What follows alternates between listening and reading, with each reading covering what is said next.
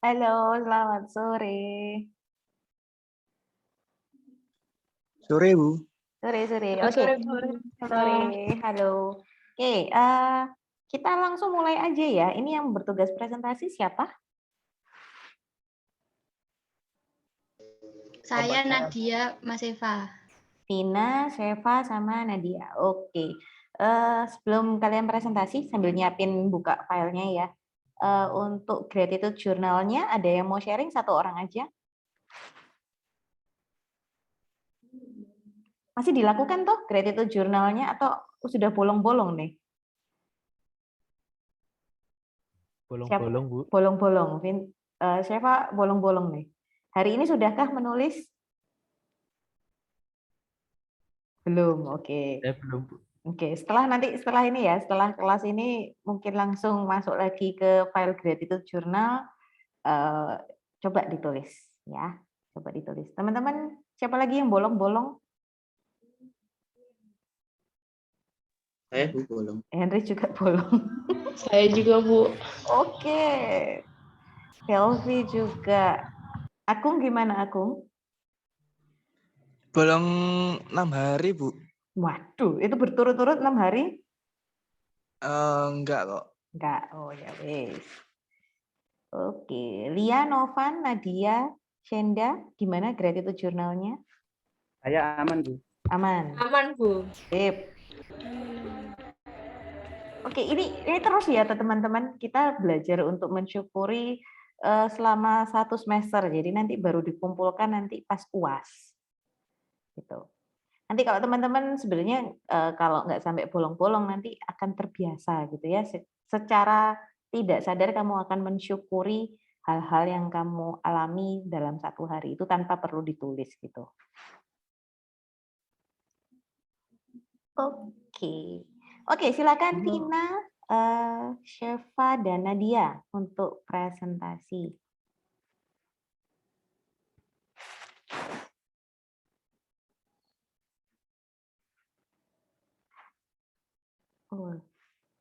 Aku mau tanya apa?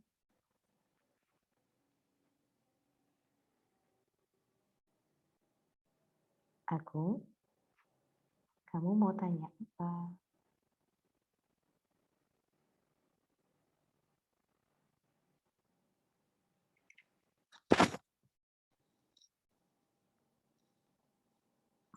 Oh, enggak.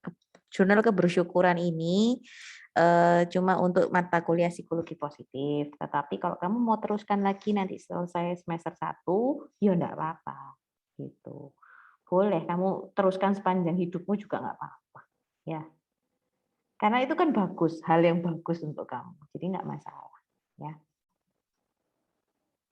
Oke, Vina, Nadia, dan siapa?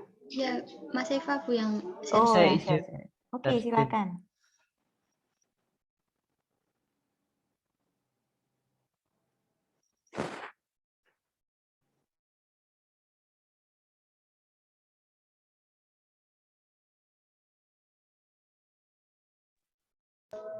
Apakah udah muncul, Bu? Udah. Sudah. Klikkan lagi, Mas. Ya, sudah muncul.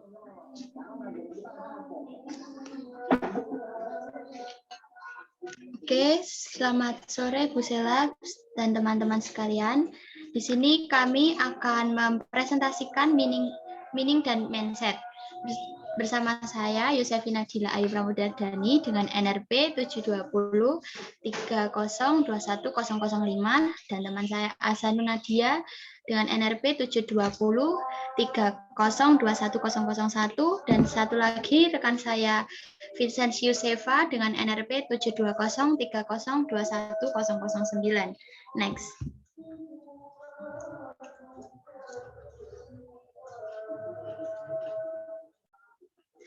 Di sini saya akan menjelaskan tentang meaning. Meaning dalam artian luas ialah bentuk pengetahuan kognitif yang terdapat di dalam bahasa yang distrukturkan dan di dalam dan oleh sistem bahasa yang dipahami kurang lebih sama oleh penutur dalam kegiatan berkomunikasi secara umum dan wajar.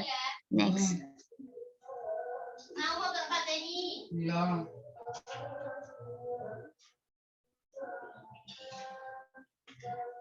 Ada dua definisi meaning menurut tokoh, yaitu menurut Frankl dan Kreker.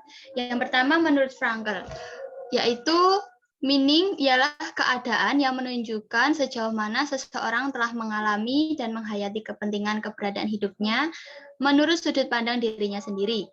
Kalau menurut Kreker, meaning merupakan tujuan hidup yang memiliki arah, rasa, memiliki kewajiban dan alasan untuk eksis, identitas diri yang jelas, dan kesadaran sosial yang tinggi. Next.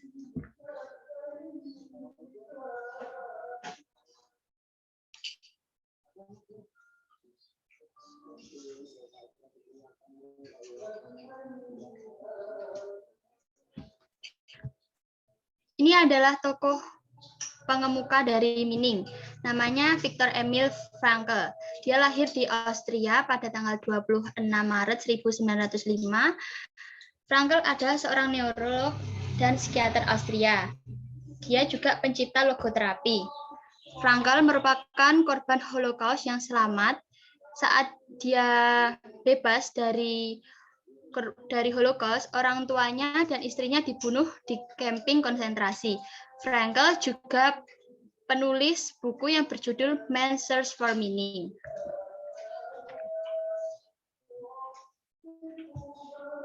Next.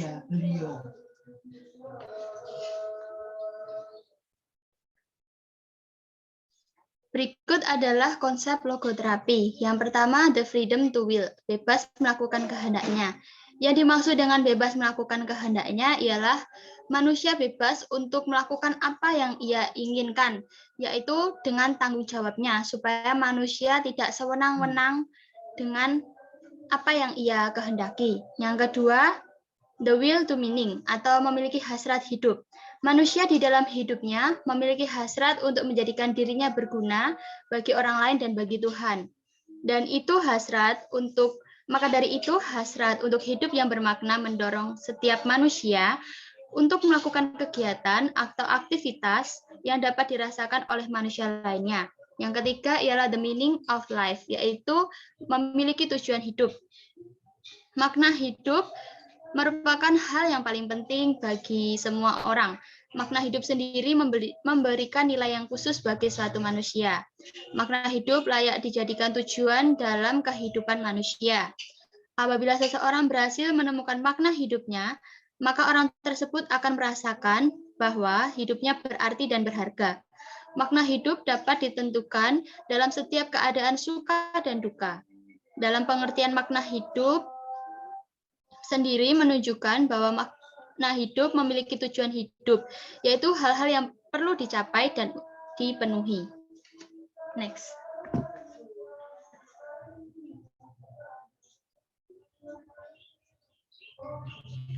Untuk dimensi meaning akan dijelaskan oleh rekan saya, Nadia, dipersilahkan.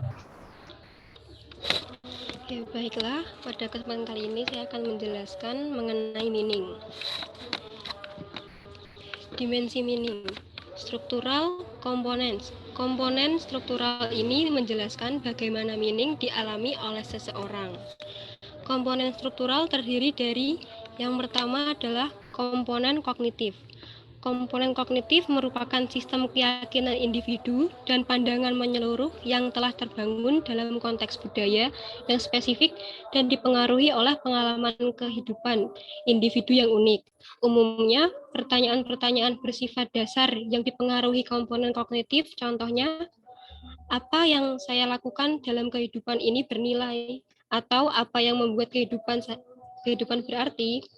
Oleh karena itu, komponen kognitif menjadi bagian dari pemberian makna pada suatu pengalaman hidup. Kemudian, untuk komponen motivasional, adalah sistem nilai yang dibangun pada setiap individu. Nilai adalah pedoman kehidupan yang mengarahkan tujuan apa yang harus dicapai oleh seseorang dan bagaimana cara mencapai tujuan tersebut.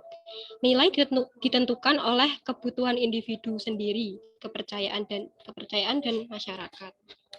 Lalu untuk komponen afektif, komponen ini terdiri dari rasa puas dan pemenuhan atau perasaan terpenuhi individu yang didapat dari pengalaman-pengalaman dan keberhasilan mencapai tujuan individu tersebut. Perasaan terpenuhi merupakan hasil dari cara berpikir yang positif dalam kehidupan, walaupun perjuangan untuk mencapai kebahagiaan belum tentu menghasilkan rasa makna diri yang besar. Bagaimanapun juga rasa makna diri tersebut akan memberikan rasa puas pada individu yang berjuang tersebut. Lalu untuk komponen personal dan sosial, preconditioning of meaning terdiri dari hubungan sosial dan kualifikasi personal. Komponen sosial terdiri dari hubungan personal, cinta, dan empati. Komponen personal terdiri dari kualitas unik pada individual atribut personal, seperti menjadi kreatif, fleksibel, adaptif, intelektual, memiliki rasa ingin tahu dan bertanggung jawab yang mempengaruhi personal meaning. Lalu untuk source of meaning, sumber makna yang berisikan area-area yang berbeda atau tema personal dari mana meaning dialami. Komponen ini memiliki 3 nilai, yaitu creative values, experiential values, dan attitudinal values. Yang pertama, akan saya bahas mengenai creative values. Creative values atau nilai-nilai kreatif. Nilai ini terdiri dari kegiatan berkarya, bekerja, mencipta, serta melaksanakan tugas dan kewajiban sebaik-baiknya dengan penuh tanggung jawab. Melalui karya dan kerja, kita dapat menemukan arti hidup dan menghayati kehidupan secara bermakna. Kemudian, untuk experiential values atau nilai-nilai penghayatan, keyakinan dan penghayatan akan nilai-nilai kebenaran, kebajikan, keindahan, keimanan, dan keagamaan, serta cinta kasih, menghayati dan meyakini suatu nilai dapat menjadikan seseorang berarti hidupnya. Lalu untuk attitudinal values atau nilai-nilai bersikap. Nilai ini menerima dengan penuh ketabahan, kesabaran, dan keberanian segala bentuk penderitaan yang tidak mungkin dielakkan lagi. Contohnya, sakit yang tidak dapat disembuhkan, kematian, dan menjelang kematian. Setelah segala upaya dan ikhtiar dilakukan secara maksimal, sikap menerima dengan penuh ikhlas dan tabah hal-hal tragis yang tidak mungkin dielakkan lagi dapat mengubah pandangan kita dari yang semula diwarnai penderitaan semata-mata menjadi pandangan yang mampu melihat makna dan hikmah dari penderitaan itu. Next.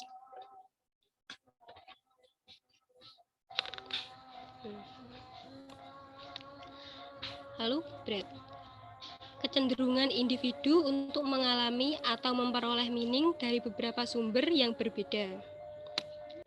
Di vlogger Ebersol menyatakan bahwa pada umumnya individu memperoleh meaning dari berbagai sumber dan hanya sedikit individu yang memperoleh meaning dari suatu sumber. Reker dan Wong menyatakan bahwa individual akan mengalami meaning dari beberapa sumber yang berbeda dan semakin banyak sumber meaning yang dimiliki maka akan mengarahkan individu tersebut ke rasa pemenuhan yang lebih besar. Lalu untuk depth of meaning menunjukkan kualitas dari pengalaman meaning individu. Apakah pengalaman meaning individu tersebut dangkal, dalam, atau hanya sebagian? Menurut Reker dan Wong, terdapat 4 level depth yang menunjukkan tingkat meaning yang dialami individu. Keempat level depth ini dikategorikan menjadi yang pertama self-preoccupation dengan kesenangan dan kenyamanan. 2. Pengabdian waktu dan tenaga untuk mewujudkan potensi diri. 3. Pelayanan bagi orang lain dan komitmen terhadap lingkungan sosial. Yang terakhir, nilai yang menyenangkan yang melebihi arti individu dan meliputi alam semesta dan tujuan akhir kehidupan. Next.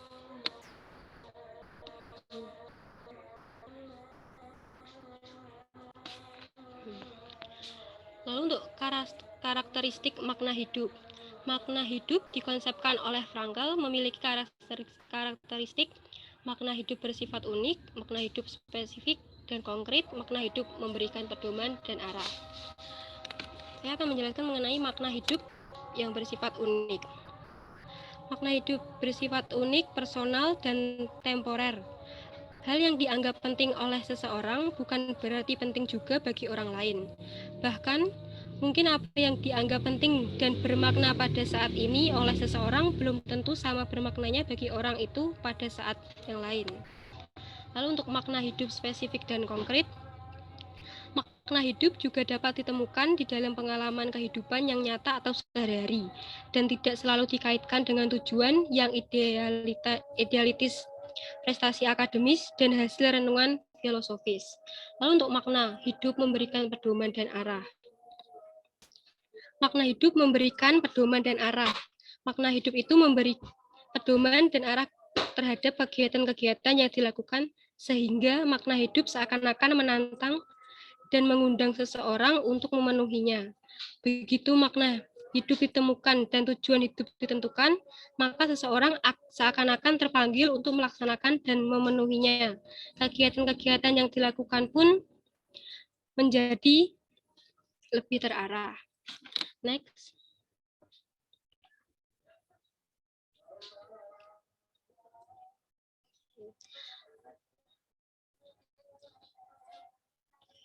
Faktor-faktor yang mempengaruhi kebermaknaan hidup. Di sini terdapat 6 faktor. Yang pertama itu pola berpikir, pola sikap, self-concept atau self-image, corak penghayatan atau kepercayaan, ibadah, dan kepribadian.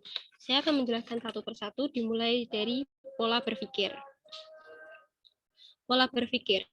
Kecenderungan berpikir seseorang akan membawa pengaruh terhadap penyesuaian diri dan kehidupan psikisnya. Pola berpikir mempengaruhi suasana hati yang nantinya akan menentukan tindakan manusia. Dari pola pikir, maka manusia akan bertindak proaktif, agresif, pasif, dan asertif. Manusia yang berpikir positif akan melihat peristiwa atau segala sesuatu sebagai anugerah, dan manusia tersebut akan melahirkan tindakan dengan cara yang positif. Hal tersebut akan membuat hidup bermakna. Lalu untuk pola sikap. Pola sikap. Sikap didefinisikan sebagai organisasi yang bersifat menetap dari proses motivasional, emosional, perseptual, dan kognitif mengenai beberapa aspek dunia individu. Sikap terhadap suatu objek, gagasan, pengalaman, atau orang tertentu merupakan arah atau tujuan yang bersifat menetap dengan komponen-komponen kognitif, afektif, dan perilaku. Lalu untuk self-concept atau konsep diri. Konsep diri adalah pandangan atau gambaran individu mengenai dirinya sendiri. Konsep diri mempunyai subjektivitas tinggi. Hal ini merupakan salah satu unsur penting dalam proses pengembangan pribadi. Konsep diri yang positif akan menghasilkan cara berpikir pola sikap, corak penghayatan, dan ragam perbuatan yang positif. Demikian pula sebaliknya. Lalu untuk corak penghayatan atau kepercayaan. Individu meyakini dan menghayati kebenaran, kebajikan, keindahan, keadilan, keimanan, dan nilai-nilai lain yang dianggap berharga. Dalam hal ini, cinta kasih merupakan nilai yang sangat penting dalam mengembangkan hidup yang bermakna. Mencintai seseorang berarti menerima sepenuhnya keadaan orang yang dicintai seperti apa adanya, serta benar-benar memahami kepribadiannya dengan penuh pengertian. Lalu ibadah. Dalam pengertian umum, ibadah adalah segala kegiatan melaksanakan yang diperintahkan oleh Tuhan dan mencegah diri dari hal-hal yang dilarangnya, menurut ketentuan agama. Dalam pengertian yang lebih khusus, ibadah adalah ritual untuk mendekatkan diri kepada Tuhan melalui cara-cara yang diajarkan dalam agama. Ibadah yang dilakukan secara khidmat sering menimbulkan perasaan tentram dan tabah, serta tidak jarang juga menimbulkan perasaan mendapat bimbingan dalam melakukan tindakan-tindakan tertentu. Lalu kepribadian. Kepribadian menjadi jembatan individu dengan lingkungan fisik dan lingkungan psikologisnya. Kepribadian di sini mempunyai fungsi atau arti adaptasi Dan kepribadian menurut Allport adalah organisasi dinamis dalam diri individu yang terdiri atas sistem psikofisik yang menentukan penyesuaian dirinya yang khas terhadap lingkungannya. Dari pengertian ini dapat dijabarkan kepribadian terdiri atas kecenderungan-kecenderungan menentukan yang memainkan peran aktif dalam tingkah laku individu. Kepribadian bersifat individualis atau sangat subjektif. Artinya, tidak ada orang di dunia ini yang memiliki kepribadian sama, walaupun dari anak kembar sekalipun. Menentukan individu dalam menghadapi masalah-masalahnya. Oke, next.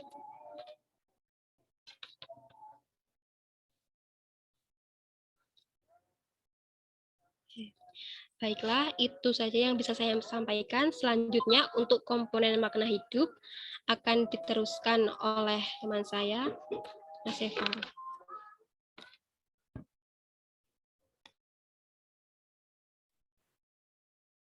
Di sini saya akan menjelaskan komponen-komponen dalam makna hidup. Yang pertama ada pemahaman diri atau self-insight, yaitu meningkatnya kesadaran atas buruknya kondisi diri pada saat ini dan keinginan kuat untuk melakukan perubahan ke arah kondisi yang lebih baik. Yang kedua ada makna hidup atau the meaning of life, yaitu nilai penting yang berarti bagi kehidupan seseorang dan yang berfungsi sebagai arahan hidup yang harus dipenuhi. Yang ketiga ada pengubahan sikap atau changing attitude. Perubahan sikap ini ialah perubahan yang dari awal tidak tepat lalu berubah menjadi yang lebih tepat dalam menjalani masalah. Contohnya saat seorang dahulunya memiliki masalah, dia menjalaninya dengan marah-marah, lalu saat dia mengubah hidupnya menjadi orang yang bermakna, maka dia akan menjalani masalah yang ditimpa dia dengan ikhlas dan dengan pandangan positif. Yang keempat ada keikatan diri atau self-commitment, yaitu keikatan diri ini merupakan ketertarikan terhadap makna hidup yang ditemukan dan tujuan hidup yang ditetapkan. Yang kelima ada kegiatan terarah atau direct activities. Kegiatan terarah merupakan upaya yang dilakukan secara sadar dan sengaja berupa pengembangan potensi-potensi pribadi yang meliputi bakat, kemampuan, keterampilan yang positif, serta pemanfaatan relasi antar pribadi untuk menunjang tercapainya makna dan tujuan hidup. Dan yang terakhir ada dukungan sosial atau social support. Dukungan ini merupakan dukungan dan dari hadirnya seseorang atau sejumlah orang yang akrab, dapat dipercaya, dan selalu bersedia memberi bantuan pada saat diperlukan.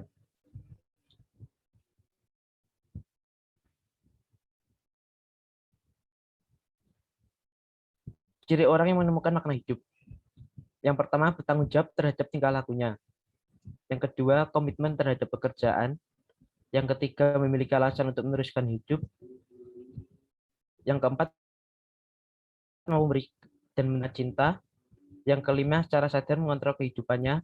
Dan yang terakhir ada bebas memilih langkah tindakan mereka sendiri.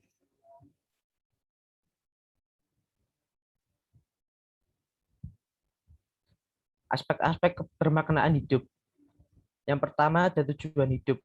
Makna merupakan sesuatu yang objektif yang berada di seberang keberadaan manusia. Karena statusnya yang objektif, maka makna memiliki sifat yang menuntut manusia untuk mencapainya. Sebaliknya, jika makna hanya sebagai rancangan subjektif, maka ia tidak akan menuntut manusia untuk mencapainya. Yang kedua ada kebebasan berkeinginan. Manusia sendiri memiliki kebebasan yang berbatas-batas. Manusia dapat dengan bebas mengambil sikap terhadap tindakan ketidakbebasan dari kondisi-kondisi biologis, psikologis, dan sosiologis secara bertanggung jawab. Yang ketiga ada keinginan makna atau kepuasan hidup. Kepentingan manusia terletak pada realisasi nilai-nilai dan pemenuhan potensi-potensi makna yang ada di dalam dunia ketimbang di dalam diri sebagai suatu sistem tertutup. Yang keempat ada sikap terhadap kematian. Kematian sebagai suatu kejadian berakhirnya keberadaan yang bisa menimbulkan kecemasan atau ketakutan maupun kontetikan pada manusia. Kematian merupakan hal yang pasti dan yang merefleksikan hasrat manusia pada keabadian. Yang kelima ada pikiran tentang bunuh diri. Pikiran semacam ini akan timbul kepada manusia yang menganggap hidupnya tidak bermakna atau belum menemukan makna. Mereka menemukan kehampaan yang disebabkan tidak adanya tujuan yang jelas dan pasti dalam hidup. Dan yang terakhir ada kepantasan hidup. Hal ini banyak berhubungan dengan aktivitas-aktivitas sosial, prestasi-prestasi yang diperoleh, penerimaan baik terhadap diri sendiri, ataupun penerimaan sosial terhadap keberadaannya, serta kepada rasa cinta dan kasih. Kesimpulannya, jika seorang memiliki meaning di dalam diri atau hidupnya, maka dia akan merasakan bahwa hidup atau dirinya itu bermakna, dan tindakan dari orang atau individu tersebut dapat menghasilkan tindakan yang positif.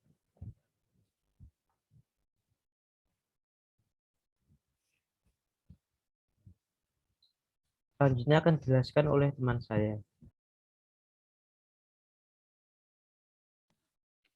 Oke, baiklah. Saya lanjutkan mengenai mindset. Mindset merupakan pola pikir yang diartikan sebagai keyakinan dan cara berpikir yang mempengaruhi perilaku dan sikap seseorang. Kemampuan berpikir logis saja tidak cukup. Sistem kepercayaan atau belief system memainkan peranan yang sama penting atau bahkan bisa lebih penting daripada kemampuan berpikir logis yang membentuk mindset seseorang. Karena mindset berhubungan dengan cara seseorang berpikir dan keyakinan dalam diri. Maka hal ini dapat mempengaruhi cara seseorang dalam menjalani kehidupannya, yang pada akhirnya akan mempengaruhi keberhasilan hidup atau sebaliknya. Next.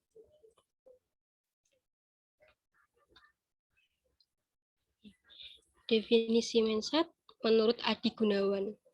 Sekumpulan kepercayaan atau cara berpikir yang mempengaruhi perilaku dan sikap seseorang yang akhirnya akan menentukan level keberhasilan hidupnya. Pengertian mindset dan keyakinan memiliki arti yang sama kuatnya. Adi Gunawan memberikan contoh sebuah kalimat. Hujan membuat saya sakit. Satu kalimat ini cukup efektif untuk menggali seberapa kuat mindset dan keyakinan dalam diri kita. Keyakinan adalah hal yang dipercayai masuk akal untuk pikiran kita yang pada dasarnya juga mudah untuk dimentahkan oleh perilaku dalam diri kita. Mindset memiliki kekuatan untuk mentransformasikan psikologis seseorang. Perilaku dalam tubuh kita akan melakukan apa yang otak kita perintahkan, dan pada akhirnya akan berdampak pada kehidupan. Apabila kita mempercayai hujan penyebab kita sakit, maka tubuh kita akan terdorong oleh perilaku-perilaku yang lemah, lesu, dan kekebalan tubuh juga akan menurun, sehingga menyebabkan kita jatuh sakit. Sebaliknya, apabila pola pikir kita mengatakan semua akan baik-baik saja, dan otak kita memerintahkan untuk berolahraga dan melakukan aktivitas seperti biasa, maka semua akan baik-baik saja dengan catatan kita benar mempercayai hal tersebut. Maka yang akan terjadi kan demikian, baik-baik saja. Next.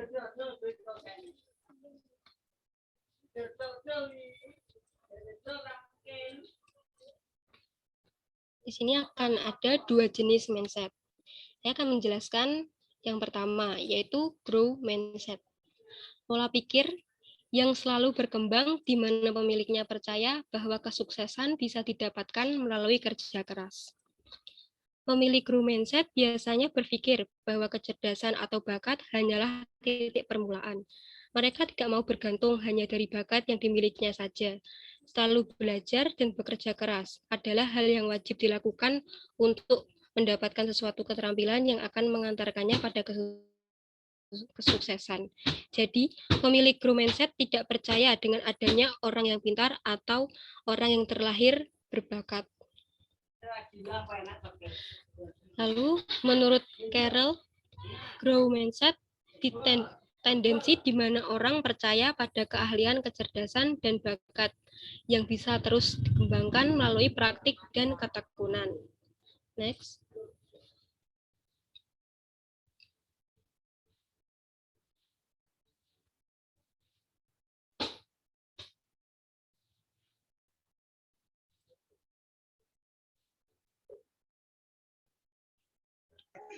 Next. Selanjutnya akan dibahas lebih lanjut mengenai tokoh mindset oleh teman saya, Vina.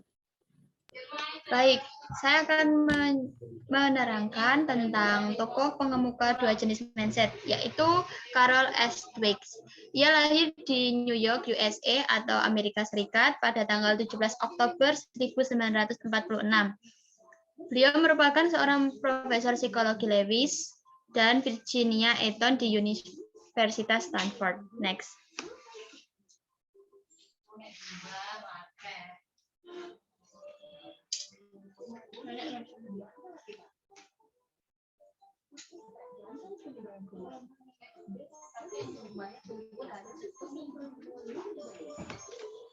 Next.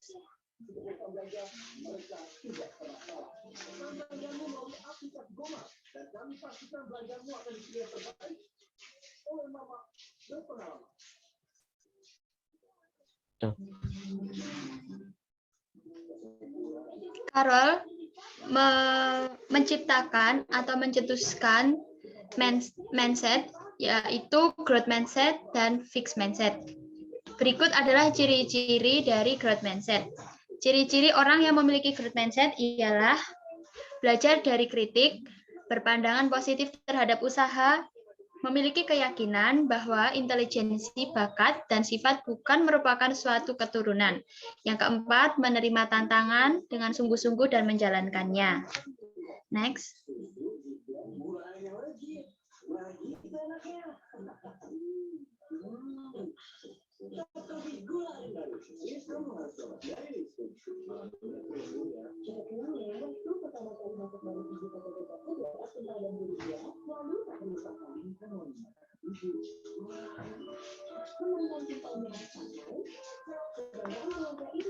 Fixed mindset akan dijelaskan oleh rekan saya, Mas Eva, dipersilahkan.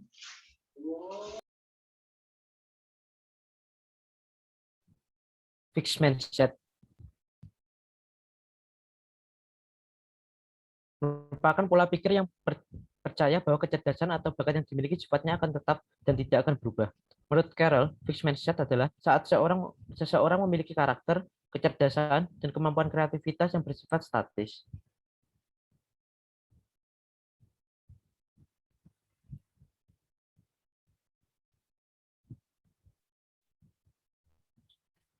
Ciri-ciri orang yang memiliki fixed mindset.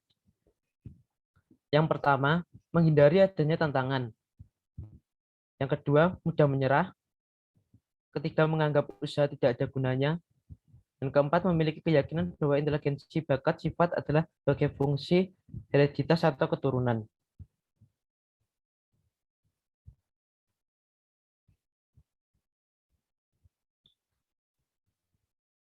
Bagaimana mengubah fixed mindset? Yang pertama, sugesti diri sendiri. Ada banyak kekuatan sugesti dalam kata-kata yang kita utarakan kepada diri sendiri. Belajarlah untuk melihat dari perspektif dari situasi lain. Sebagai contoh, hindari dari kata-kata seperti saya akan mencoba yang saya ketahui hal-hal baru. Yang kedua, tetapkan tujuan belajar. Ketika Anda fokus pada belajar bukan pada performa, Anda memilih prosesnya. Selalu perhatikan dan ulas kembali proses agar dapat menemukan perkembangan Anda. Sebagai contoh, hindari kata-kata saya tidak cukup kompeten dan katakan saya akan belajar dan menjadi lebih baik. Yang ketiga, manfaatkan kegagalan Anda. Kegagalan mungkin terasa seperti akhir dari segalanya. Namun kegagalan berarti ada kemungkinan untuk belajar dan bertumbuh. Manfaatkan kegagalan dengan mengulas kembali, cari tahu apa yang kurang dari proses Anda, lalu buatlah rencana untuk mengatasi kesalahan Anda. Dan yang terakhir, konsisten dan fleksibel.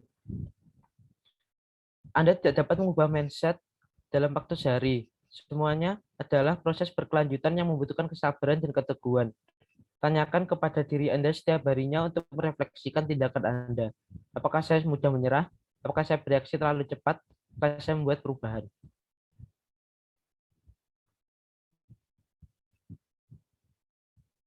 Perbedaan growth mindset dan fixed mindset.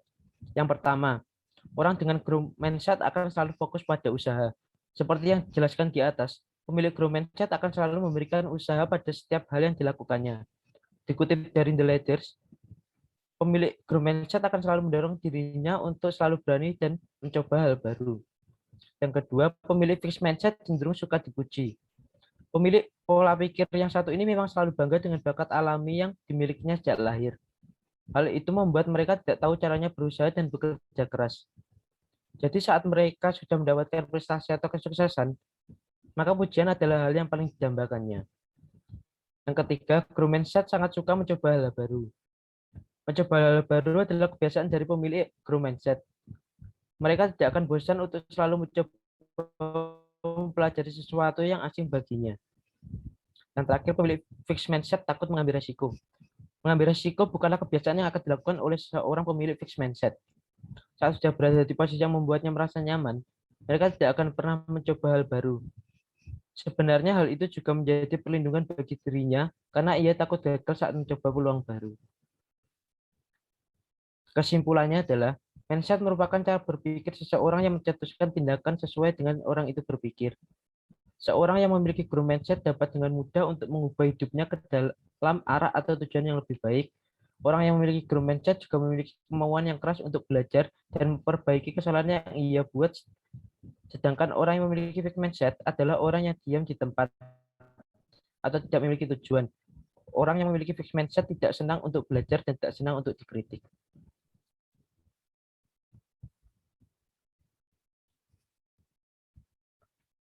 Di sini saya akan sedikit sharing tentang contoh dari meaning melalui cerita pribadi saya sendiri. Jadi dulu waktu saya duduk di kelas SMA, saya mempunyai masalah yang mungkin bisa dibilang masalah keluarga yang menyebabkan saya seperti kehilangan arah hidup. Di situ saya akhirnya memutuskan untuk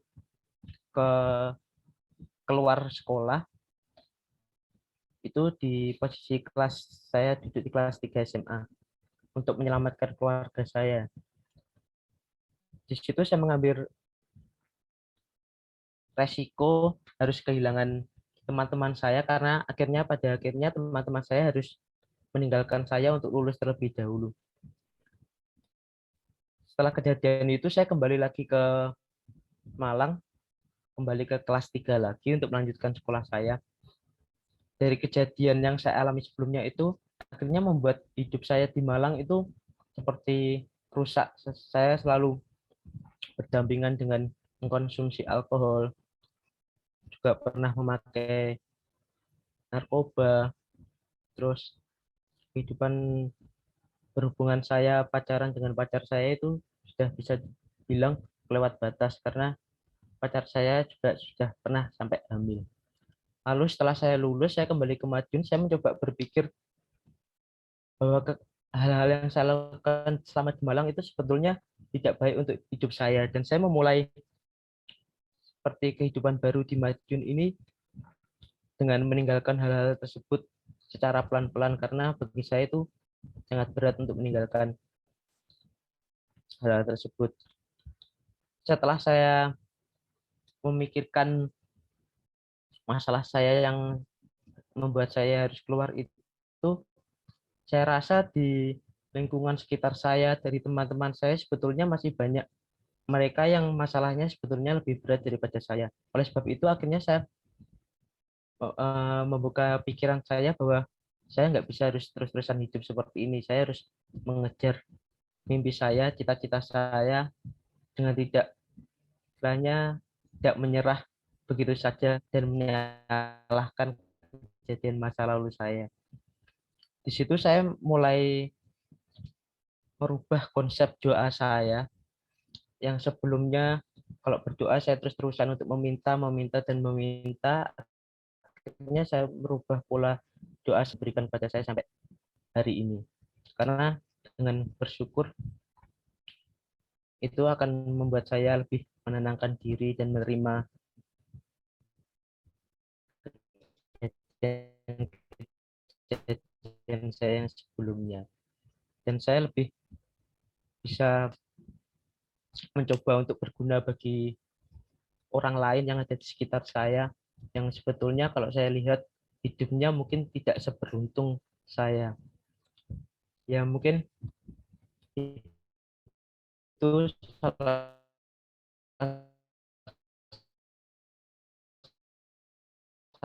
satu contoh bagaimana ya orang yang hidupnya jauh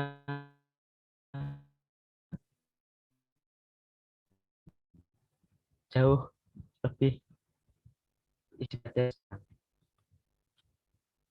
Yang di sini saya menjelaskan contoh dari kalau dari kehidupan saya pribadi.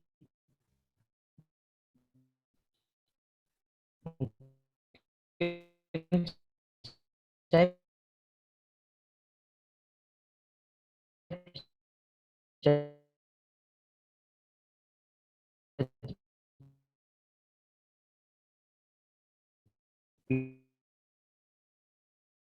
bilang grow mindset karena kalau mungkin dari situ saya akan memperbaiki diri saya kepada teman-teman saya, entah itu dengan perkataan saya, perbuatan saya yang dirasa kurang berkenan bagi teman saya.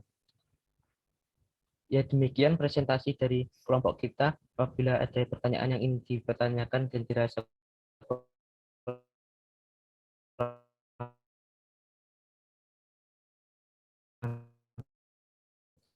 jelas, terima kasih. Terima kasih banyak Syefa, Vina, dan Nadia sudah mempresentasikan materi hari ini yaitu tentang meaning dan mindset. Appreciate sama kalian bertiga sudah bisa menjelaskan gitu ya tentang meaning dan mindset, plus juga Syefa juga tadi sempat menceritakan pengalaman pribadinya. Appreciate banget buat Syefa untuk mau menceritakan pengalaman pribadinya ya. Silakan teman-teman jika ada yang mau menanyakan tentang meaning dan mindset.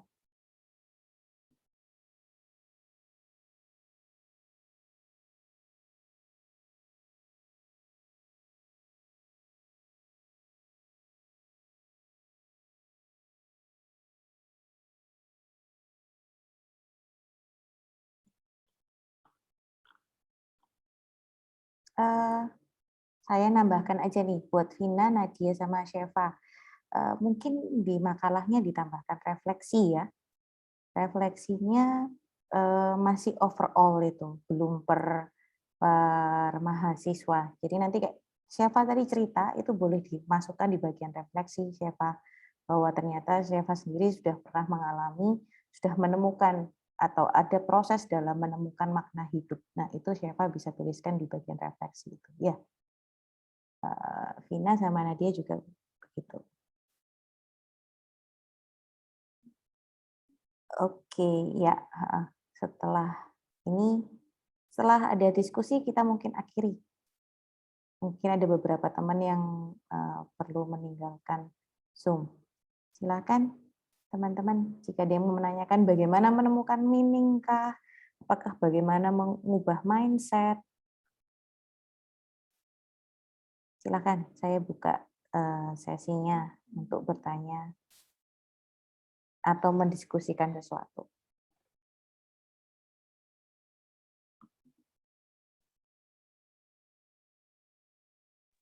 Bu, saya ya Bu ya. Silakan Henry. Jadi kan saya tuh sukanya kan kalau ikut lomba tuh milih-milih gitu.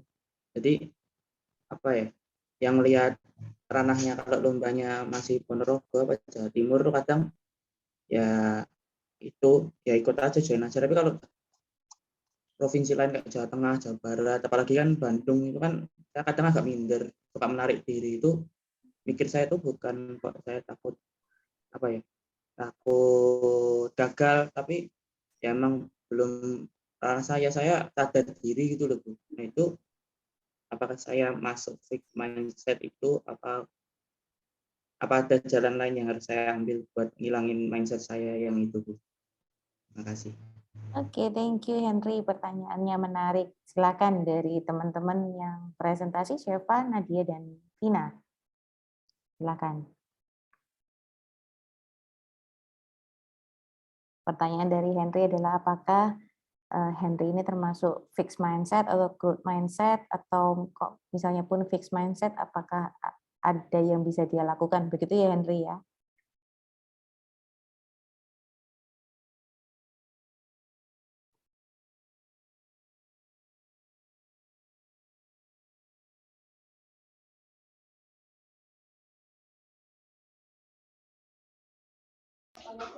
Bu, saya izin menjawab pertanyaan Henry. Itu termasuk dengan fixed mindset. Cara kamu untuk menghilangkan atau mengubah fixed mindset itu dengan cara kamu mau belajar. Terus kamu mau mau berubah gitu, kayak mindsetmu harus diubah. Kalau coba dulu lah, nanti gagal masalah belakangan. Nah, itu nanti kamu bisa merubah mindsetmu pelan-pelan dengan cara itu sih. Menurut saya seperti itu. Apakah teman-teman ada mau menambahkan? Saya menambahkan sedikit ya, Bu. Saya juga sering sih kalau mengalami hal seperti itu, kayak lomba atau lomba di luar, apalagi kalau di luar Jatim itu kan yang dilihat kan dari persaingan kelompok atau komunitas itu ya. Jadi yang pertama cara menghilangkan kalau dari saya sendiri itu emang pertama dari pola pikir. Kalau udah awal-awal nggak yakin sama diri sendiri, ya percuma gitu.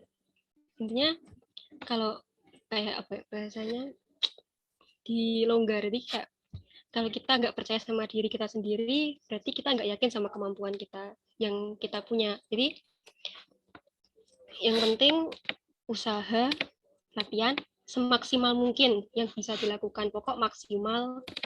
Terus hasil kan kita lihat akhir, gimana proses kita latihan, maksudnya gimana, beneran apa enggak, serius apa enggak, itu kan dari prosesnya itu. Jadi untuk hasil atau minder, lihat musuh atau lawan yang lebih bagus itu, kan belum tentu lawan yang bagus itu mentalnya juga bagus. Biasa kebanyakan gitu. Gitu aja.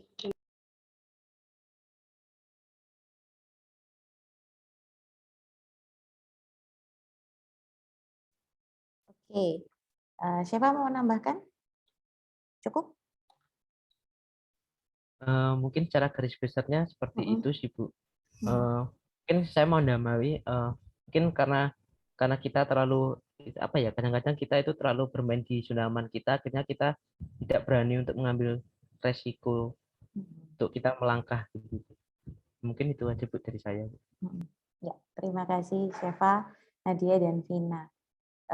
Saya tanggapin, ya benar yang mereka katakan ya, yang teman-teman katakan bahwa memang ketika kayaknya Henry tadi cerita itu, aduh kalau nanti keluar dari Madiun dan sekitarnya ini, aduh nanti gagal gimana, gitu ya. Apakah ada ketakutan seperti itu, Henry? Iya.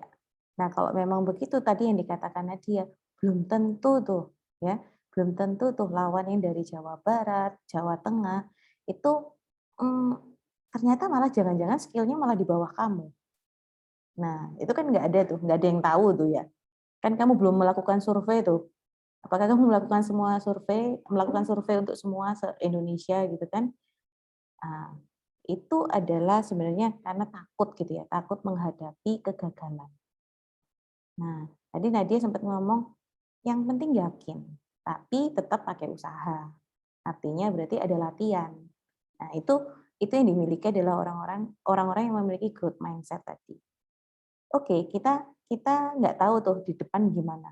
Kita nggak ngerti kita bakal berhasil atau gagal. Kalau berhasil berarti usaha kita sudah maksimal, gitu ya.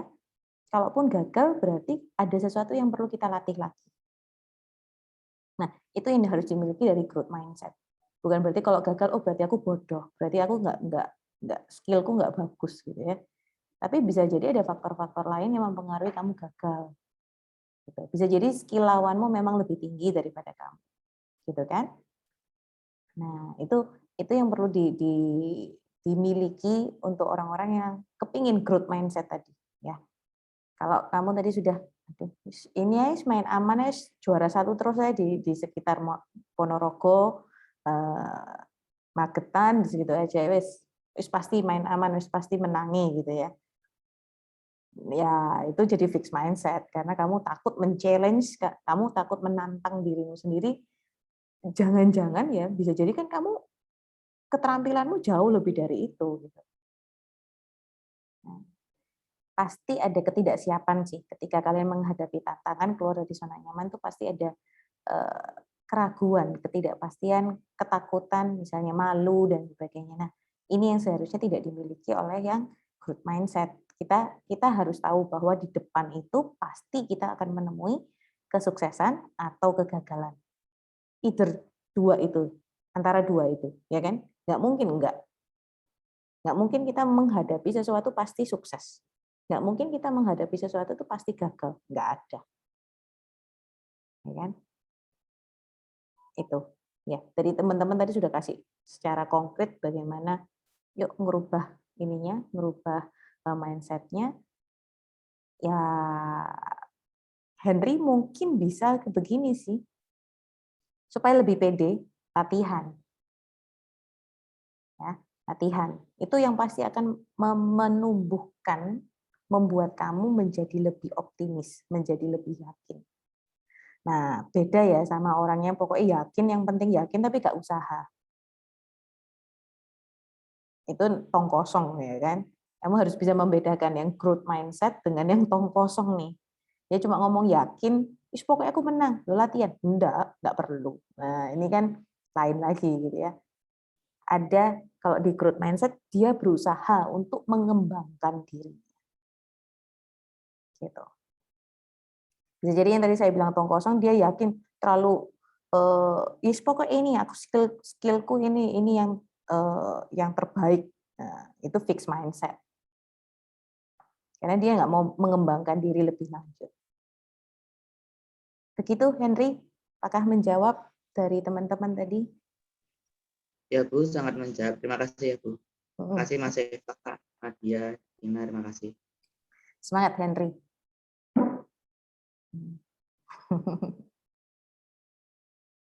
Oke, silakan. Pertanyaan berikutnya. Diskusi boleh. Yang susah itu cari meaning sebenarnya ya. Iya, Bu, Bu, saya mau benar, tanya, Bu. Bu. Silakan siapa? Saya mau tanya, apakah gimana Bu ya? Maksudnya apakah setiap pribadi orang itu kalau menemukan makna hidupnya itu harus dihadapkan dengan suatu masalah dulu gitu Bu? Kebanyakan. Karena kebanyakan pada titik balik gitu ya, titik terendah biasanya. Ya kan? Orang ketika berada di titik terendah mereka akan mulai merefleksikan. Ya enggak sih? Ketika dihadapi masalah dia mulai merefleksikan apa yang salah gitu kan? Ada sesuatu yang salahkah gitu. Nah, ketika kita nggak berada di suatu masalah, apa yang kita pikirkan? Nggak ada kan? Maksudnya ya nyaman-nyaman aja, karena kita di zona nyaman gitu. Tapi ya jangan sampai kita menunggu sampai kita mendapatkan masalah baru kita menemukan makna hidup. Nah, poin pentingnya di sini nih. Jangan sampai nunggu kita punya masalah baru kita menemukan makna hidup. Bagi teman-teman yang sudah pernah menghadapi gitu ya, sehingga sekarang menemukan makna hidup, itu adalah sebuah hal yang luar biasa, ya. Langkah yang luar biasa yang teman-teman lakukan. Tidak semua orang juga menghadapi masalah terus langsung bisa merefleksikan. Kadang ada yang langsung terjerumus pada hal-hal yang tidak baik untuk dirinya sendiri. Tapi ketika kalian sudah menghadapi masalah dan menemukan, merefleksikan sesuatu, ini langkah yang luar biasa. Nah, bagi teman-teman yang lain yang belum menemukan makna hidup nih, jangan nunggu masalah. Makna hidup itu kita lihat dari apa? Dari apa coba? Ayo, dari apa?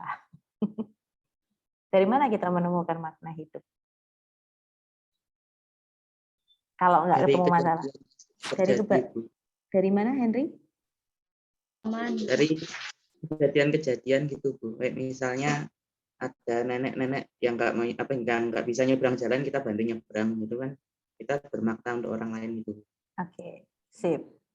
Betul. Dari kejadian-kejadian sederhana yang kalian lakukan, yang kalian temukan ketika berinteraksi dengan orang lain.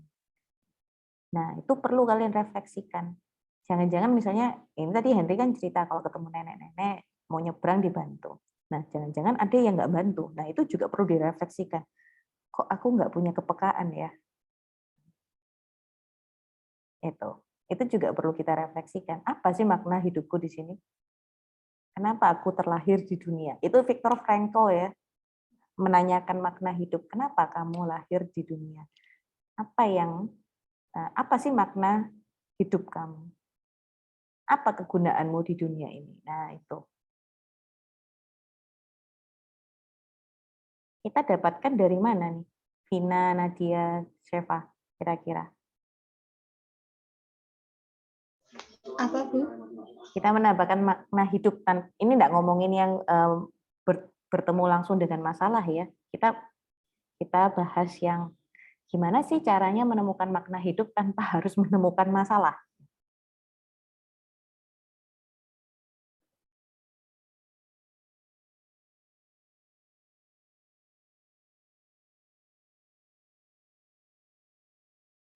Dari pengalaman, Bu.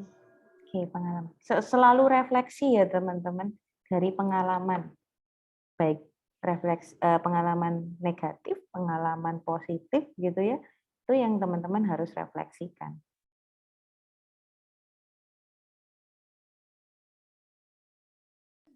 Berarti kalau apa namanya, kan ada pengalaman gitu, Bu. Terus itu diambil positif sama negatifnya gitu ya, Bu? Ya, kita lihat dari sudut pandang kita, apa yang sudah kita lakukan, apa yang sudah kita berikan kepada dalam pengalaman itu, apa yang kita kontribusi kita apa sih? Kontribusi kita positif atau negatif? Kalau banyak negatifnya, kenapa aku berperilaku seperti itu ya? Nah, itu yang perlu sering ditanyakan. Kenapa aku menanggapi temanku dengan reaksi negatif? Kenapa kok aku setiap kali berada di tempat baru mesti sulit untuk mendapatkan teman?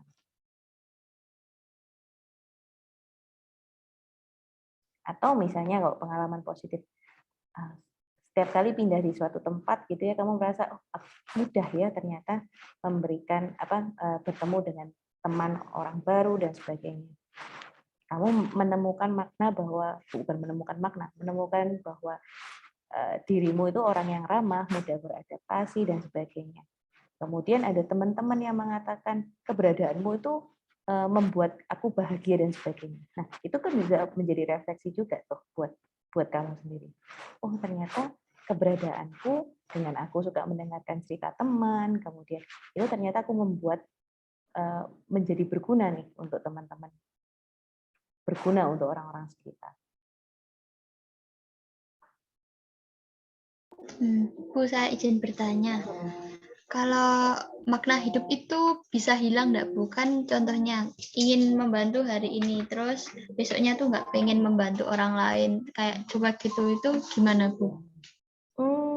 Bisa dibilang itu bukan makna hidup ya. Lebih ke arah masih mencari. Ya, masih mencari. Masih mencari apa sih gitu ya. Atau memang belum, tadi kan banyak ya, tadi ada aspek-aspek yang diceritakan sama tentang meaning, gimana ya.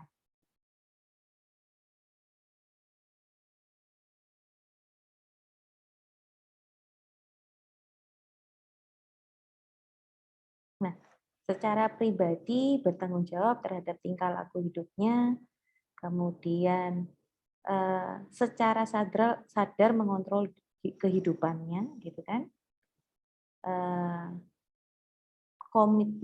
Memiliki komitmen, mampu memberi dan menerima cinta. Nah, kalau dia masih nggak stabil, kadang kasih, kadang enggak, kadang kasih, kadang enggak. Mungkin ini masih dalam proses mencari makna. Karena dia belum menemukan nih, mungkin aku bisa untuk memberikan dampak positif buat orang-orang sekitar. Entah dengan kamu memberi makanan, entah kamu memberi pujian, entah dengan menyapa, itu kan hal-hal sederhana ya, untuk memberikan sesuatu ke orang lain. Nggak harus berupa barang. Itu sih, Vina. Jadi apa ya, kalau kamu bilang tadi hari ini enggak, hari ini mau bantu, besok enggak, itu masih dikendalikan oleh mood-nya, ya kan? Kita tuh kadang gitu kan. Kadang-kadang ada juga yang ngomong mengalir aja seperti air gitu ya. Nah, ini yang bahaya, mengalir seperti air. Kamu berarti kan nggak punya tujuan nih. Ya, kita perlu tujuan nih. Kamu apa sih tujuan hidupmu itu apa? Kayak tadi Sheva menemukan tuh tujuannya apa. Sampai dia bisa memutar titik terendahnya dia tadi, dia bisa membalikkan itu semua dengan dia berusaha. Growth mindset-nya keluar tuh. Ya, muncul, terbentuk. Coba dia menggunakan fixed mindset. Nggak akan menemukan tuh meaning-nya. Kenapa dua topik ini digabung? Sebenarnya karena ketika kita memiliki growth mindset, kita akan perlahan juga menemukan meaning. Ya. Meaning itu nggak harus yang wow gitu ya teman-teman, nggak harus yang wow. Sesuatu yang sederhana.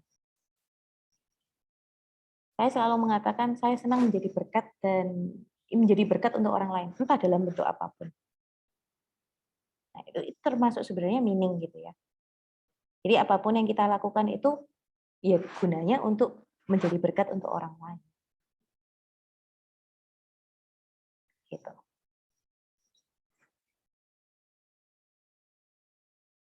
Jadi itu sama kayak menyenangkan orang itu termasuk meaning ya Bu ya?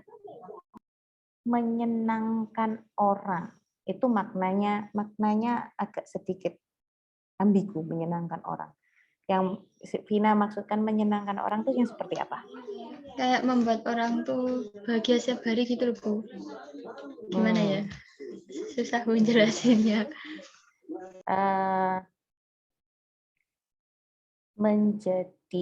Menyenangkan orang lain itu kamu malah terlalu fokus dengan apa ya? Nggak selalu kan?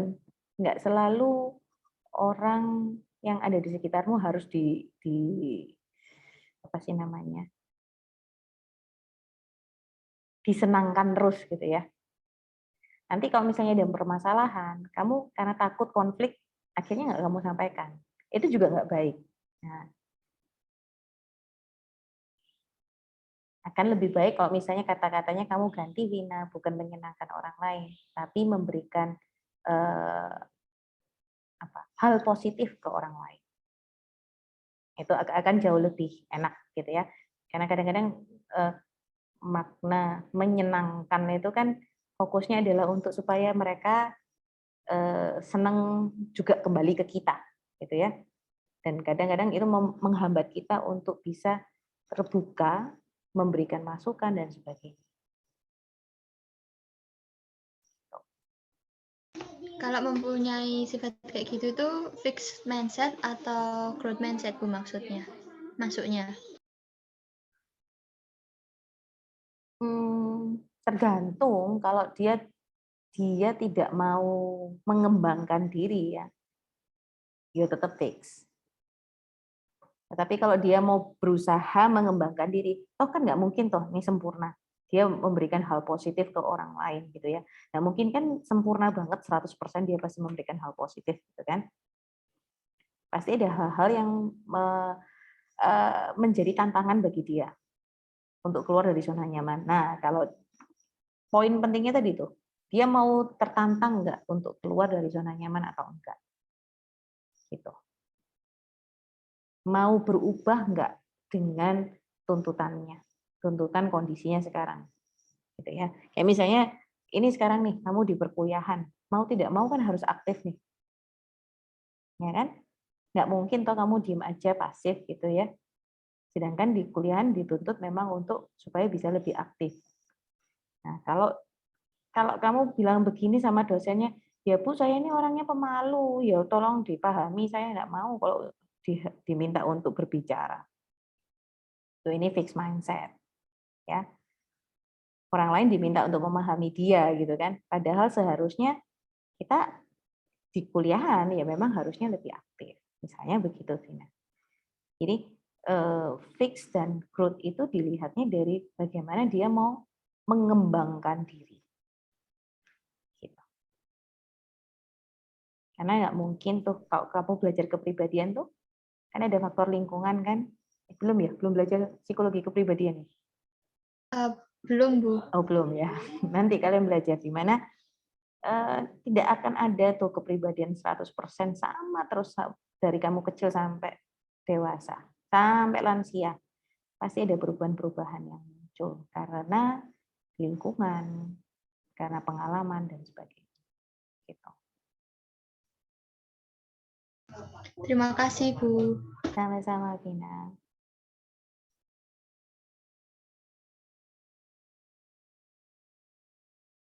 Oke. Yang di sini yang merasa fixed mindset siapa? Oh, oke. Oke.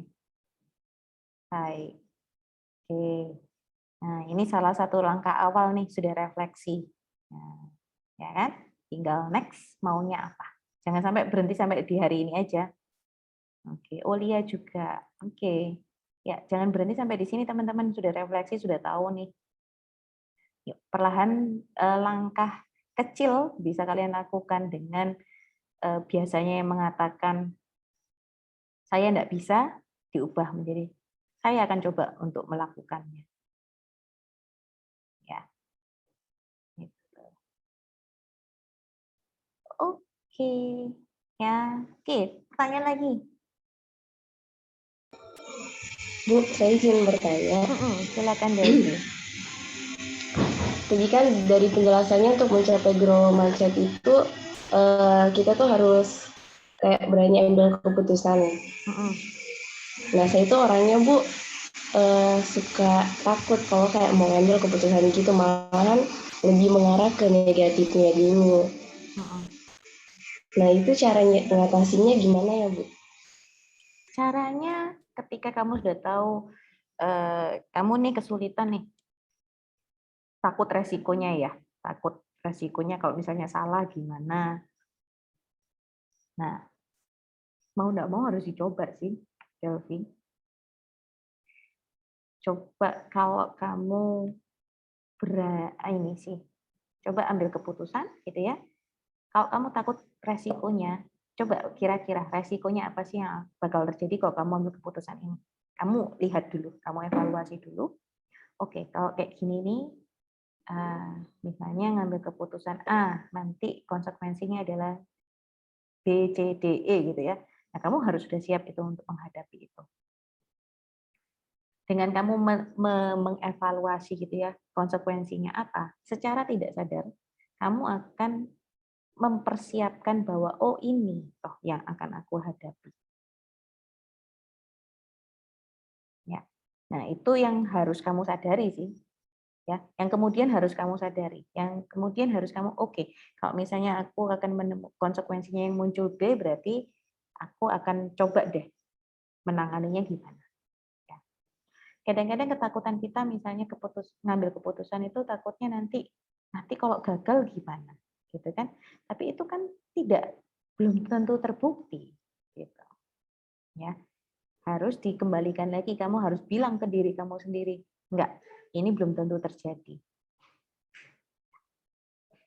Karena ini sih ya, kita ini terbiasa untuk keputusan ya, untuk pengambilan keputusan biasanya terbiasa diambil oleh orang dewasa.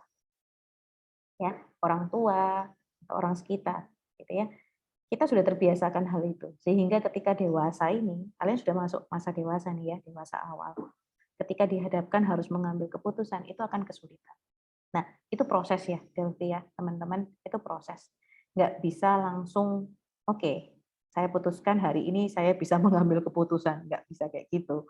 Ya, itu sebuah proses yang kamu pasti nanti akan mengalami. Bisa jadi keputusan yang kamu ambil memang salah, misalnya, kurang tepat gitu ya. Yaitu harus kamu terima bahwa dengan mengetahui, dengan menghadapi bahwa keputusan yang kamu ambil itu tidak tepat, kamu akan belajar bahwa oke, ketika aku harus mengambil keputusan, apa yang harus aku lakukan. keputusan sederhana ya. Keputusan mau makan apa aja susah kan? Kadang-kadang ditanya mau makan apa, terserah, manut, suwine gitu ya. Itu belajar itu aja sederhana, coba mengenali diri, saya sukanya apa, oke saya ambil keputusan ini. Itu pengambilan keputusan sederhana ya. Kalau yang sederhana aja kamu susah, ya wajar akhirnya kalau misalnya kamu untuk mengambil keputusan yang besar itu malah lebih takut gitu ya. Jadi mulailah mengambil keputusan yang kecil-kecil dulu lah. Kamu latihan nanti lama-kelamaan kamu akan terbiasa untuk mengambil keputusan yang lebih besar lagi, yang lebih membutuhkan tanggung jawab yang lebih besar. Itu tuh yang sering terjadi kalau makan bareng sama teman. Mau makan apa? Manut ke restoran mana? Terserah, wes. Ya kan? Oke. Terima kasih Bu atas jawabannya. Iya, Delvi. Saya mau bertanya. Nadia. Yang tadi mengenai pencarian makna hidup itu, Bu. Kan kita kan pastinya dalam pencarian makna atau tujuan hidup semuanya pasti cari tujuan hidupnya masing-masing. Tapi tuh saya seringnya tuh mikirnya gini, Bu. Kan kita semua dilahirkan sama, maksudnya lahir sama. Tapi apakah tujuan hidup kita itu sama atau berbeda? Masa kita dilahirkan sama tapi nggak punya tujuan yang sama untuk ke depan gitu? Menurut Ibu gimana? Oke. Kalau saya pribadi ya, semua itu tergantung nilai-nilai yang kamu dapatkan. Ya, memang kita dilahirkan sama, gitu ya, melalui proses yang sama. Tetapi kita dilahirkan di lingkungan yang berbeda-beda. Nah, itu yang membuat kita juga akan berakhir pada makna yang berbeda, meaning yang berbeda juga. Karena apa yang kita yakini, apa yang kita alami, tiap pribadi kan berbeda. Ya, ada yang terlahir dalam keluarga yang penuh dengan kasih sayang. Ya, ada yang terlahir dalam keluarga yang single parent. Ya, ada yang terlahir dengan keluarga yang cukup frontal misalnya kalau berbicara, ya, cukup to the point. Ada yang dengan macam-macam, ya. Itu yang membedakan kita sebenarnya. Dan kita sebenarnya kalau dari kita sebagai manusia punya kehendak bebas juga, gitu ya. Kalau tadi sempat ada dari Viktor Frankl bilang bahwa kita memiliki kehendak, kita memiliki pilihan tuh dalam menjalani hidup. Jadi bukan ditentukan oleh orang tua, bukan ditentukan oleh siapapun begitu ya. Yang menentukan adalah kamu yang mau ngambil langkah apa, dan itu yang kamu harus pertanggungjawabkan. Nah, makanya penting kita memiliki makna hidup, karena itu yang menjadi pedoman kita gitu kan, pedoman kita untuk melangkah, untuk menjalani hidup. Nah, kalau misalnya kita ditentukan oleh orang lain, kita akan dengan mudahnya kita menyalahkan orang lain. Ya nggak sih? Ya kan? Nah, ya gimana aku disuruh masuk psikologi sama orang tua kok. Ya nek gagal ya nek tahu. Nah, padahal kita punya kehendak bebas tuh. Kan? Kita punya, oke, kalau gitu memang misalnya kamu nggak bisa mengambil keputusan gitu ya.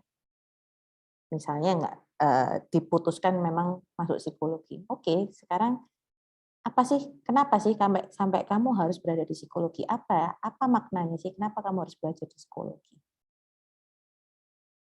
Nah, itu yang perlu dimaknai lagi gitu kan.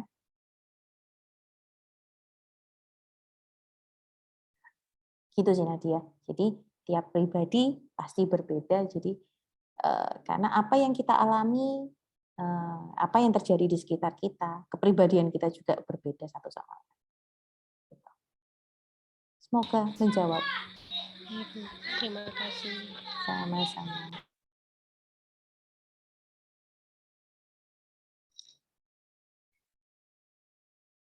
Henry kayaknya mau tanya lagi ya? Oh enggak. Iya, tanya Oh iya, lagi. oh bener. Oh, oke. Gimana Udah Henry? setengah 7. Nggak apa-apa ya, Bu? Enggak apa-apa. Terakhir dari Oke. Henry ya. Oke, Tapi saya mau silakan. tanya, kan ya terus sekarang saya masih bingung tujuan hidup saya tuh apa gitu. Itu cara nyarinya gimana? Soalnya saya itu mau apa-apa itu pasti berhadang restu orang tua gitu.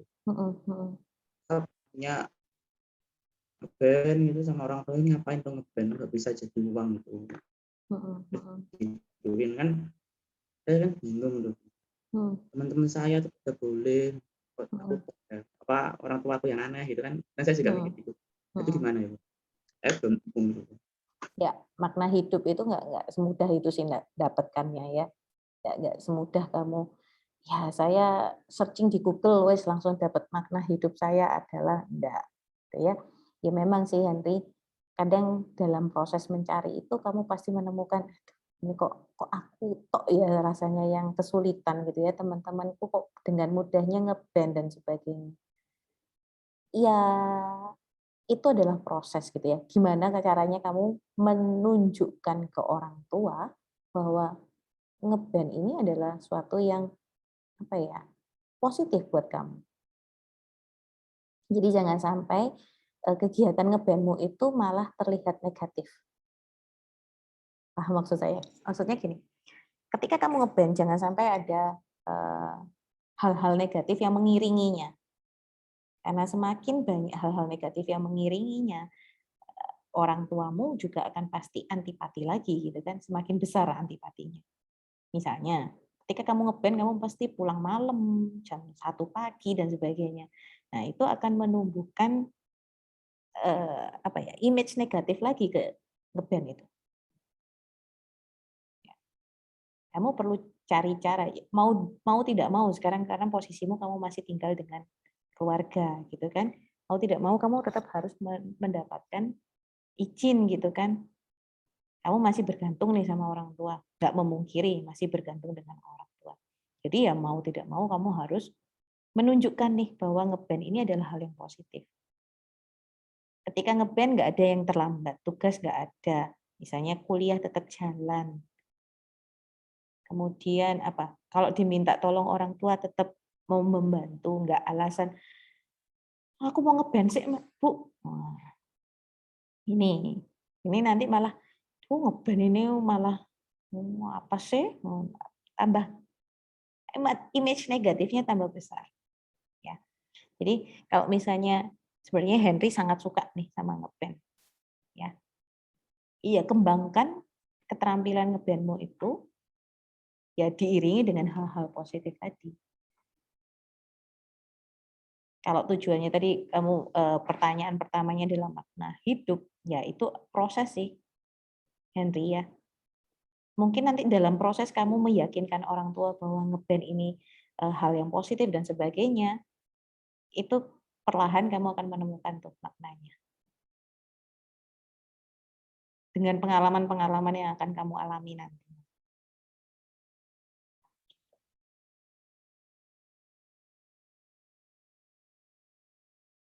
Henry ngerokok kah? Enggak, Bu. Oh enggak. Biasanya kan orang ngeband itu identik dengan ngerokok gitu ya. Iya, Bu. Nah, ya. Jangan sampai kok gitu, karena kalau berarti kan orang tuamu sedikit apa namanya konvensional, ya kan? Konvensional itu tidak terlalu open mind gitu dengan hal-hal yang modern dan sebagainya ya. Terbukti dari bahwa misalnya nggak setuju dengan ngeband gitu ya. Nah, kamu harus juga lihat dari sisi pandang orang tua gitu. Kenapa sih kok nggak boleh? Gitu ya. Kamu coba belajar menyelami pikiran orang tua tuh dari sudut pandang orang tua. Kenapa nggak boleh? Ya. Nggak menghasilkan uang. Oh iya memang ini buat hobi kok, ya kan? Kecuali kamu memang mau jadikan itu sebagai pekerjaan. Nah itu loh Bu, saya kan juga pengen jadikan band itu pekerjaan. Saya dulu juga pengen kuliah tuh di pemusikan itu loh Bu, sebelum masuk psikologi ini. Itu nggak boleh Bu. Itu kan masih jadi pas. Atau umur juga sudah terlambat Bu, kalau buat lomba-lomba maksud saya umur 25 ke atas pastinya gitu. Saya kan udah masuk kategori dewasa gitu loh Bu. Kalau untuk musik gitu. Ya. Oke. Kalau gitu tunjukkan deh, tunjukkan bahwa sebenarnya kamu bisa nih, gitu ya, bisa nih dengan ngeband. Jangan terpatok tadi usia. Oh banyak loh musisi juga yang munculnya sudah dewasa-dewasa akhir kok, ya kan? Itu juga itu fix mindsetnya harus diubah tuh. Banyak peluang di luar sana, cuma kamu nggak nyari gitu, ya kan? Banyak peluang di sana.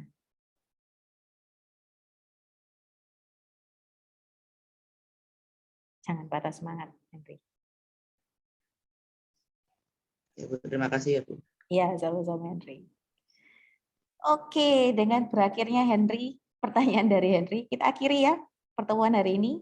Teman-teman minggu depan sudah baca ini ya jadwal ujiannya. Sudah di-share sama Bu Kris di grup. Dilihat ya teman-teman, diamati bahwa itu tidak sesuai dengan hari kalian kuliah, jadi berbeda-beda. Tolong di reminder di handphone masing-masing untuk jam ujiannya ya. Oke, untuk yang di psikologi positif ujiannya esai ya. Ada 3 pertanyaan tentang emosi, kemudian strength and virtue rasanya, sama flow and engagement. Ya. Meaning and mindset kayaknya nggak masuk deh. Ya, teman-teman bisa fokus ke 3 topik itu. 3 topik utama ya. Oke, baik. Terima kasih teman-teman untuk Vina, Nadia, dan Sheva untuk hari ini ya. Terima kasih. Selamat malam. Malam Bu. Malam, Bu. Refleksinya itu dikirim di Bu, di Bella Bu. Diulangi lagi aja. Oh, nggak hanya kelompoknya Vina sih. Saya tadi mau ngomong kelompoknya apa ini? Yang flow. Kelompoknya siapa itu flow? Lia Novan Shenda. Flow itu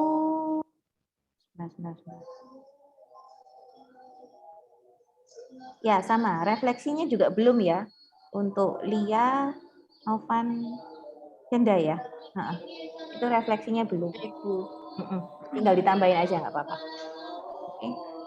Oke, terima kasih. Ya Bu, terima kasih. Tuhan berkati. Tuhan memberkati kalian semua. Sehat-sehat ya.